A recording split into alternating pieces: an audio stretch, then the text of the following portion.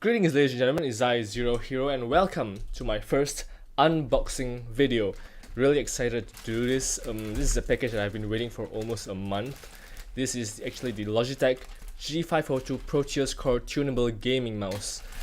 So yeah, this thing just arrived in the mail this morning. Got it from Lazada, Malaysia. Lazada is more like a company that operates in the Southeast Asia, I believe, not exactly a Malaysian company. So I got this from Lazada, Malaysia, and I'll leave the links at the description down below.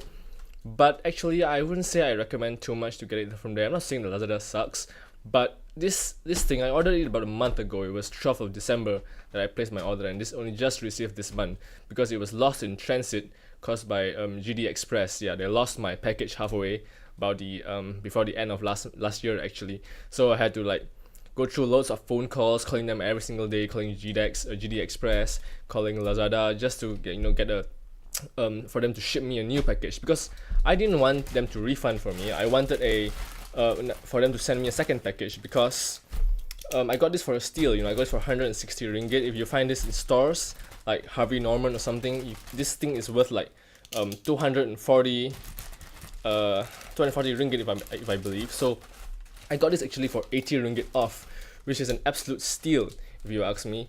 So yeah, I wanted them to send me a new one. It was really difficult, but finally arrived this morning. So this is going to be my first unboxing.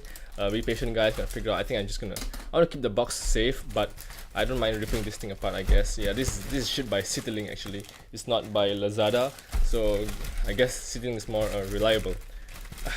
For everyone else who does not stay in Malaysia, I'm going to be leaving a link, the Amazon link, at the description down below as well, so you can get them off Amazon. Right. Should have just tore it apart. I shouldn't be using this blade. Anyway, here we go, guys. Woo! The Logitech G502 Proteus core, and the box is in really bad shape. But oh well, at least I got it right after waiting for almost a month. So this has 11 programmable buttons. Not sure if you guys can see this. It says 11 programmable buttons and controls DPI shift. Apparently it supports up to 12,000 DPIs, which is absolutely insane. Before this, I've been using the Razer Abyssus. See, the box is right here. I've been using the Razer Abyssus, and it supports up to I think it's 4,500 DPI or something like that. So this thing is 12,000, but that doesn't matter to me too much because I only use it for about 450 DPIs normally.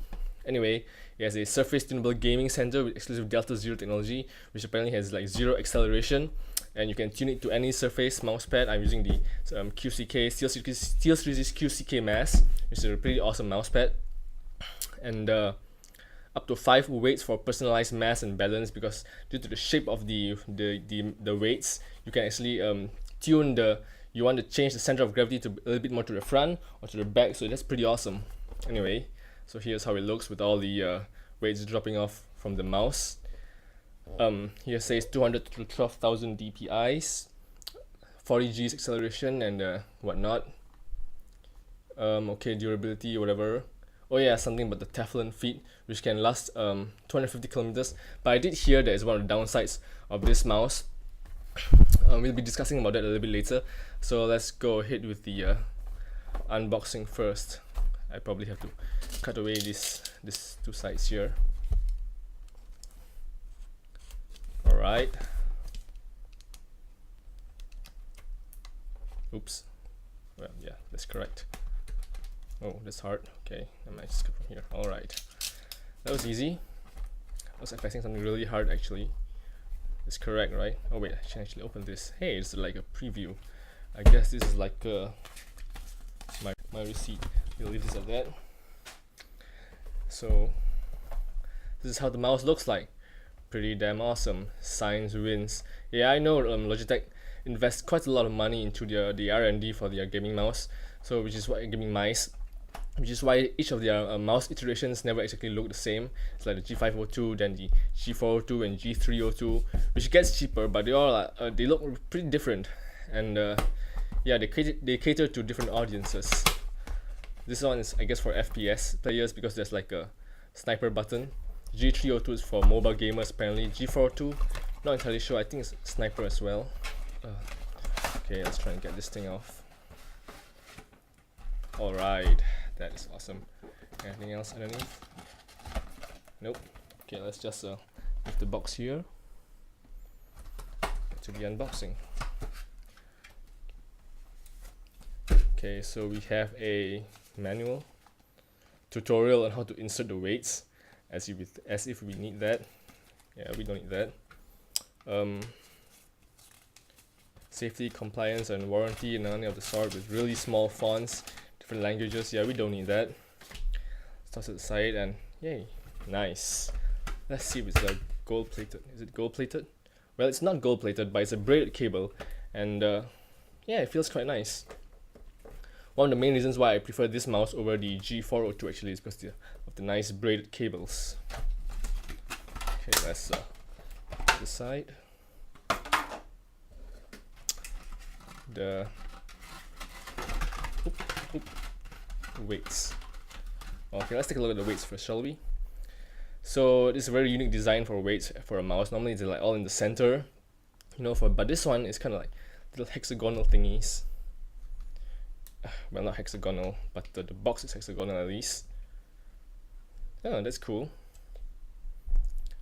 I'm not sure how much each of these weight is. It says 3.6 grams. Okay, 3.6 grams per weight. But actually, I prefer my mice kind of light. Like I said, I've been using the Abyssus, and Abyssus, I think, is about 80 grams ish, about 80 grams. Yeah, this thing is 120 grams, I think. I think it's in the box, right? Yeah, I'm not sure, but I think it's 120 grams without the weights. If with the weights, it'll be like 140 or something like that. I prefer it lighter, so I'm gonna leave it without the weights. But I probably just install one now for you guys to like have a look see. Let's get this through the hole. Yes, and we are done unboxing it. Awesome. Okay, let's see. Maybe I should just open this. Yeah. Alright. Okay, that's a pretty substantial length, which is good. And yeah, nice braid quality of the cable. Kind of flexible at the end too. And yeah, so finally the mouse is out. Oh man, dirtied my mouse pad quite a little. Yeah, it is pretty heavy compared to my mouse, but it glides pretty well on this SteelSeries mousepad, so not really my concern at the moment. Yeah, that's nice. Okay, so a little bit about how it looks. Really angular looking mouse design. Kind of reminds me of like Transformers and stuff. Well, actually the Cyborg red mouse or something is probably more like Transformers. This one, it's not that extreme. It's pretty nice. A little bit more aggressive in the design. Kind of like people see this, they think, oh, okay, it's a gamer mouse. It's okay for me. I like the buttons, and the cool thing is this little latch here is magnetic. You don't have to like screw or whatever for like most other mice. This thing is magnetic. Let's try to insert some of the weights in. Even though I probably won't be using them, but I'm just gonna insert one now or something for you guys to take a look. So you can place it how you like. You can place it like this or like this, or maybe all focus at the bottom. So like for example, I just put one here. I guess you just stuff it in, and we're good to go. And then we just close this up. Yeah, that's all. It's super easy. And okay, so let's see. Apparently I heard from other video reviews that one of the downsides is the scroll wheel, and that it's like slips easily because it's metal. But actually I really like this scroll wheel. I've tested this mouse before in like Logitech shops where they have demo units for me to test around, and I really like the scroll wheel. It's nice and heavy and clicky, and you know, they have this little thing here which toggles between the clicky scroll and the free scroll, and I probably won't be using that, but I really like the idea. So yeah, and another downside I've been hearing is the Teflon feet. Apparently it wears out pretty fast, like I mentioned earlier. They claim it lasts for 250 kilometers of use, but I heard it wears out pretty easily. And apparently the new G502 ships with extra Teflon feet, but I think there's like no additional Teflon feet for some reason. Never mind, probably I can get some of these off eBay or something if this actually wears out. But I'm using this on my mouse pad, so I highly doubt it will wear off because it feels really smooth. So not really of a big issue, and the scroll wheel is definitely not an issue for me. I like the scroll wheel, it's really nice. So they say that there's 11 programmable buttons, so let's have a count. There's 1, 2, 3, 4, 5, this probably doesn't count, okay, 6, 7, 8, 9, 10, and 11. So altogether 11 buttons, which is totally crazy. Probably I won't be using that many, because the Abyssus only has like 3 mouse clicks, and this thing has like scroll wheel left and scroll right. Pretty overkill if you ask me, but hey, more buttons is good, right? You can always like cater for many people. The way I use my mice is that generally I prefer to use palm grip. You know, I prefer to use to palm the entire thing. But I realized that when I use my Abyssus, occasionally I do a claw grip as well, so it's more like a claw grip, palm grip-ish hybrid sort of grip, because it's kind of small, the mouse. But for this one, it's more comfortable to actually use a full palm grip. Yeah, I can see myself using the mouse just like this. Really nice feel to it. Actually, why not just do a comparison with my Abyssus. I have it right here actually. Okay, so this is the Abyssus that I've been using, and after getting this mice, I'll be selling this off to my friend. So it's kind of like a trade-off. This thing is from 450 DPI to 3500 DPI, oh my mistake. So it's up to 3500. I've been using just 450 DPI with the polling rate over here. So here's a bit of the size comparison between these two mice. Yeah, so this thing is actually pretty much smaller compared to the G502 with no fancy lighting, but there's a light up Razer logo over here, but just 1 click, 2 click, and 3 clicks. And I've been using this for about 1 year plus, about 1.5 years I guess. It has served me well. Most people I've heard from online complain that Razer products don't last long. I don't know about that, but this is the only Razer product I've been using, and so far it's pretty good.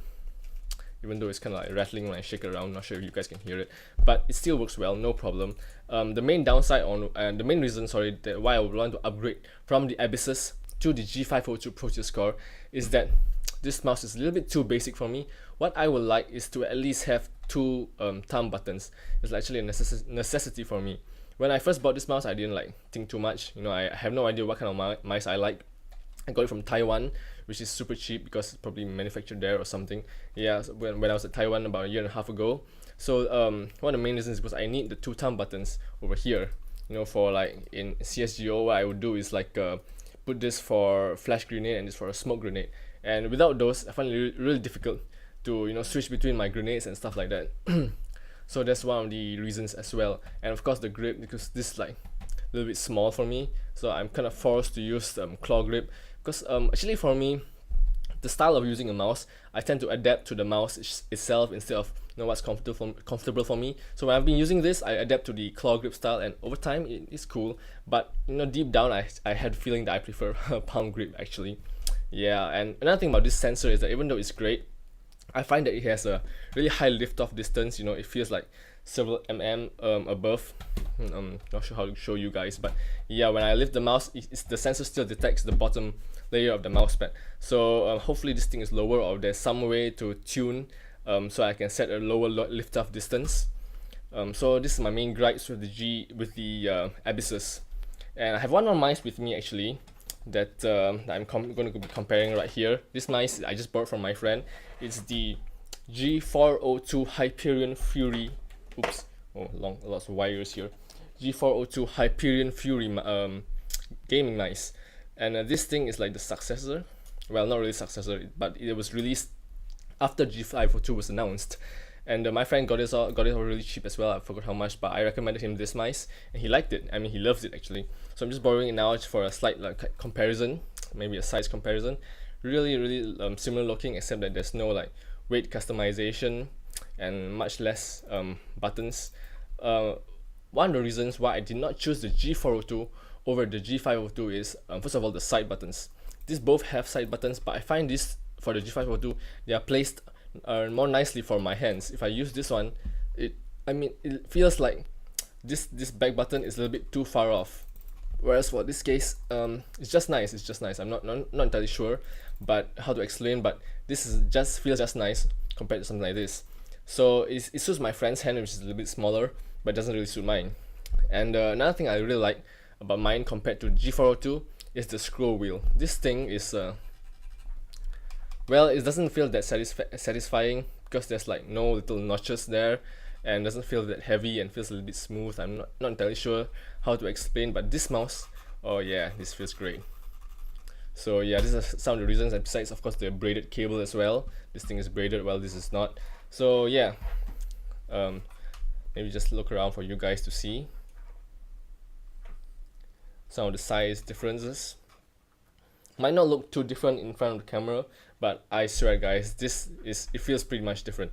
Now in terms of the weight, this thing, probably should remove this. Okay, oops. With all the weights off of the G502, it's really similar actually. Not much difference. This thing feels smoother on the mouse pad, so even though it's maybe a tiny bit heavier, I think it still feels probably even smoother on this mouse pad compared to the G402. So yeah, I do not regret my purchase. I mean, of choosing this over the G402 at least, even though this is cheaper, much cheaper than this actually. I think this is $80 American dollars, but I got this for 160 ringgit. So yeah, it is a steal. So anyway, I think I'll be using this mice first for about, it'll be my daily driver, replacing my previous Abysses. I'll be using this for 2 weeks to roughly a month, I guess, and hopefully I can get a review out for this mouse. Yeah, I guess I've done all the overviews. Here are the LED indicators for your DPI shift. This is probably the DPI shift button. This is the profile button.